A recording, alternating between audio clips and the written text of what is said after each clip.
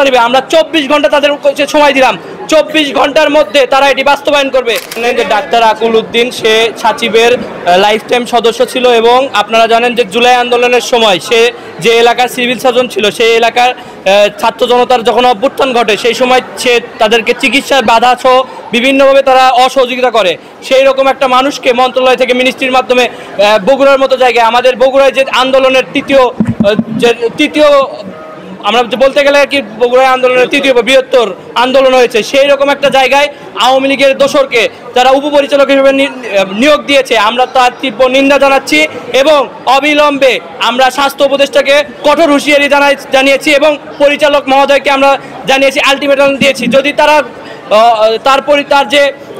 তার যে পত্র যদি গ্রহণ করে, তাহলে আমরা ছাত্র জনতা আবার এই শহীদ জিয়া মেডিকেলের সামনে আবার অবস্থান কর্মসূচি করব এবং আমরা ঊর্ধ্বতন কর্তৃপক্ষকে জানিয়েছি তারা অতি দ্রুত ব্যবস্থা নেবে। আমরা 24 ঘন্টা তাদের সময় দিলাম, 24 ঘন্টার মধ্যে তারা এটি বাস্তবায়ন করবে, এটি আমাদের প্রত্যাশা।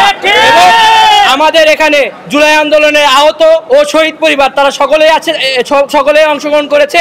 আমরা মনে করি যদি সরকার বাস্তবায়ন না করে তারা জুলাইয়ের রক্তের সাথে গাদ্দারি করবে। আমরা মনে করি অবিলম্বে তার নিয়োগ বাতিল করতে হবে, বাতিল করে সে যে ওএসডি হিসেবে কর্মকর্তা ছিল এবং সুষ্ঠু তদন্ত সাপেক্ষে যে এই নিয়োগের পরিবর্তে সুপারিশ করেছে তাকেও আইনের আওতায় আনতে হবে। আমরা ফ্যাসিস্টকে আর পুনর্বাসন হওয়ার কোনো সুযোগ দেব না। ডাক্তার আকুল আহমেদ সে আগে কুষ্টিয়া জেলায় ছিল আওয়ামী লীগের দোসর হিসেবে।